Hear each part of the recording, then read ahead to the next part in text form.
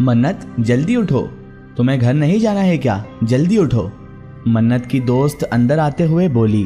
पूरी क्लास खाली पड़ी हुई थी मगर मन्नत थी जो यूं ही खामोश सी अकेली सी बैठी हुई थी और चुपचाप बैठे बैठे दीवार पर लगे हुए बोर्ड को तके जा रही थी, उसे ही देखे जा रही थी। अगर मन्नत की दोस्त रुखसाना की जगह कोई और होता तो अंदर ही ना आता। यकीनन सब के सब लोग मन्नत को पागल कहते हुए चले जाते वहाँ से, लेकिन कोई भी उसे अंदर उठाने ना आता। वो तो ये उसकी पक्की दोस्त थी रुखसाना, जो उसे अंदर तक बुलाने आई, या फिर उससे डरकर भाग जाते अगर वो लोग आते भी इसे बुलाने तो, क्योंकि ये चुपचाप बैठे हुए इस बोर्ड को तके जा रही थी। डर मन्नत को देखकर नहीं लगता, लेकिन वो जिस तरह से सामने लगे ब्लैक बोर्ड को अकेली तके जा रही थी, देखे जा रही थी, इस हरकत को देखकर जरूर किसी न किसी को डर लग जाता। क्योंकि मन्नत से डर इसलिए भी नहीं लगता क्योंकि वो बहुत ही खूबसूरत और बहुत नाजुक सी बिल्कुल गुड़िया की मानिंद लड़की थी। यानी उसकी खूबसूरती ऐसी लगती थी मानो वो एक बारबी डॉल हो, मानो कोई खेलने वाली गुड़िया हो, इतनी ज़्यादा खूबसूरत थी मन्नत। और जब भी मन्नत हंसती थी या मुस्कुराती थी तो उसके गालों पर गड्ढे पड़ जाते थे, जिसे हम लोग डिम्पल भी कहते हैं। और ये डिम्पल उसकी खूबसूरती में और चार चांद लगा दिया करते थे। ऐसा लगता था मानो कोई अप्सरा, कोई परी ऊपर से उतरकर नीचे आ गई हो। मन्नत के बाल इतने घने और इतने लंबे थे कि वो घुटनों तक आते थे और वो उन बालों की वजह से भी बेहद खूबसूरत लगती थी।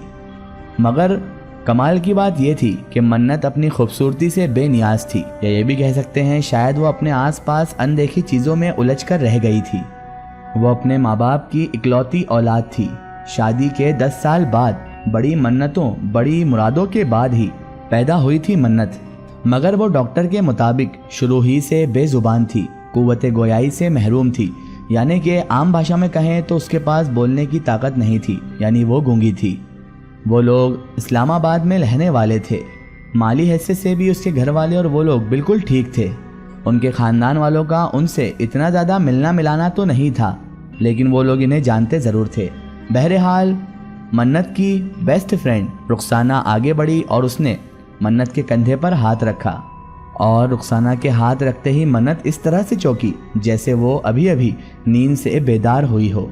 उसने गर्दन मोड़कर जैसे ही पीछे देखा तो वो पीछे ही बैठा उसे न जाने कब से तक रहा था, न जाने कब से देख रहा था।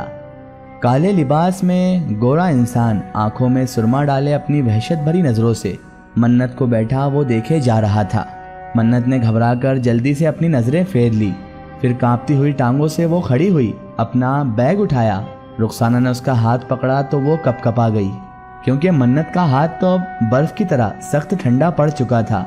अचानक पीछे क्लास में अंधेरा हो गया था और साथ ही साथ अंधेरे के साथ किसी का भारी कह कहा यानी हंसने की आवाज़ गूंजने लगी। और फिर ये दोनों अपने अपने घर चले गए। बेटा खाना खा लो, मन्नत की अम्मी ने मन्नत को आवाज़ देते हुए कहा। मन्नत तो अपने कमरे में बैठी हुई अपने कॉलेज का वर्क कर रही थी। तभी आवाज़ आई, मन्नत। मन्नत ने एक झटके से सर उठाया, फिर किसी ने उसके कान में सरगोशी की थी। पहले तो वो महज चौंकी ही थी, लेकिन दूसरी बार जब फिर से वही सरगोशी आई तो उसने हाथ में जो चीज़ें थी हाथ से वो सब फेंक दिया और कमरे से बाहर दौड़ लगा दी। उसकी वालिदा ने जैसे ही उसे देखा तो वो कहने लगी, अरे तू आ गई, मैं तुम्हें अभी बुलाने ही आ रही थी बेटा। अच्छा हुआ चलो तुम आ गई, चलो आ जाओ बैठ जाओ, खाना भी तैयार है।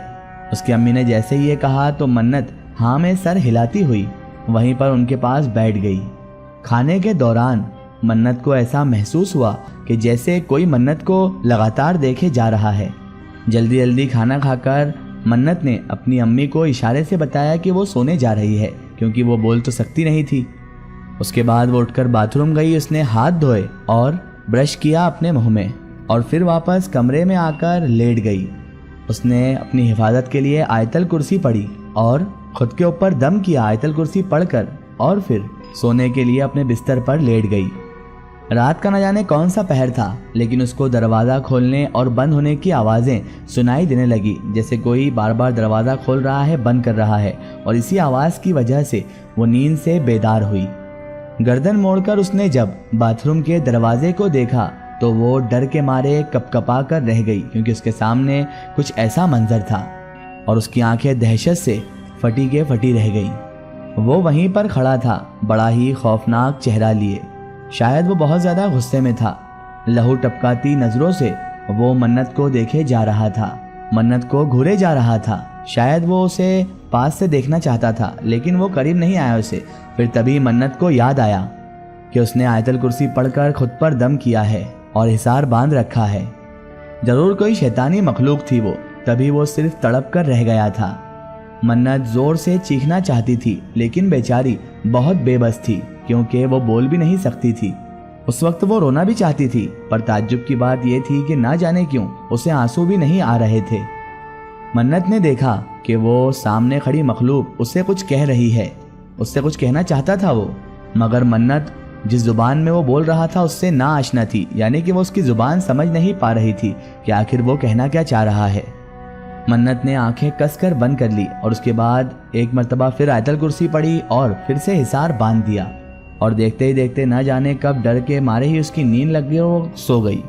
صبح ہو گئی تھی، منت اٹھ چکی تھی، ناشتہ وغیرہ سب کر چکی تھی اور ابھی وہ کالج کا ورک ہی کر رہی تھی، تبھی ماں کی آواز آئی، منت بیٹا دروازہ بند کر لو، تمہارے ابو اور ہم جا رہے ہیں۔ شفیق انکل کا پتہ ہے نا تمہیں؟ ان کا ایکسیڈنٹ ہو گیا ہے، انہیں دیکھنے جا رہے ہیں، ہم ہسپتال انہیں دیکھنے جا رہے ہیں، اور کوئی بھی آئے بیٹا دروازہ نہیں کھولنا۔ مگر یہ کس کو پتا تھا کہ وہ آج آخری بار ایک دوسرے کو دیکھ رہی ہیں۔ جاتے جاتے اس کی ماں اسے دیکھتے ہوئے ہی جا رہی تھی۔ وہ گئیں تو اس نے دروازہ اچھے سے لاک کیا، بند کر لیا اور اچھے سے چیک کیا۔ اس کے بعد دوڑ کر منت اپنے کمرے میں آ پہنچی۔ اس نے کمرے کو بھی اچھے سے اندر سے بند کیا اور اس کے بعد بلینکٹ لے کر وہ اپنے بستر پر بیٹھ گئی۔ نہ جانے کب نیند کی آغوش میں وہ چلے گئی اور اس کی آنکھیں بند ہو گئی، لیکن نیند میں وہ محسوس کر سکتی تھی کہ کوئی نہ کوئی اس کے قریب آ کر لیٹ گیا ہے، کوئی نہ کوئی ہے جو اس کے قریب لیٹا ہوا ہے۔ وہ اٹھنا چاہتی تھی لیکن وہ ہل بھی نہیں پا رہی تھی۔ اسے اچھے سے یہ محسوس ہو رہا تھا کہ کوئی اس پر چبھ رہا ہے اور وہ اس پر حاوی ہونے کی بھی کوششیں کر رہا ہے۔ اس نے منت کے دونوں ہاتھوں کو جکڑ رکھا تھا۔ اس سے پہلے کہ وہ منت پر پوری طرح سے حاوی ہوتا، منت نے اپنی زبان کو حرکت دی۔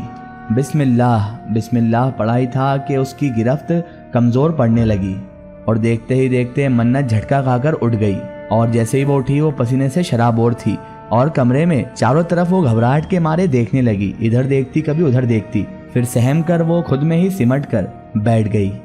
اسے اتنا تو اب پتہ چل چکا تھا کہ یہ جو کوئی بھی ہے یہ بڑی گندی شے ہے اور شیطانی مخلوق ہے، کیونکہ اللہ کے نام سے وہ دور بھاگ رہی ہے۔ منت جلدی سے اٹھی، اس نے وضو کیا اور جتنی بھی قرآنی آیت منت کو یاد تھی وہ سب اس نے پڑھ لی۔ تبھی اس نے آواز سنی کہ کوئی زور زور سے دروازہ بجا رہا تھا، جیسے وہ دروازہ توڑ کر اندر آنا چاہتا ہو۔ دروازہ توڑ ہی دے گا اس انداز میں وہ دروازہ بجا رہا تھا۔ منت جو آیتیں پڑھتے پڑھتے تھوڑی سکون میں آئی تھی، یکدم ڈر کر دروازے کی سمت دیکھنے لگی۔ اس کا ایک سٹوری ہم دیکھیں گے اس کے اگلے پارٹ میں۔ دوستوں، اگر آپ بھی اپنی زندگی کی کوئی سچی کہانی یا سچی گھٹنا ہمارے چینل سے شیئر کروانا چاہتے ہیں اور آپ چاہتے ہیں کہ آپ کی سٹوری بھی مائی سٹوری بک چینل سے شیئر ہو، تو آپ ہمیں ہمارے فیس بک پیج پر کانٹیکٹ کر سکتے ہیں اور اپنی سٹوری وہاں پر ہمیں بتا سکتے ہیں۔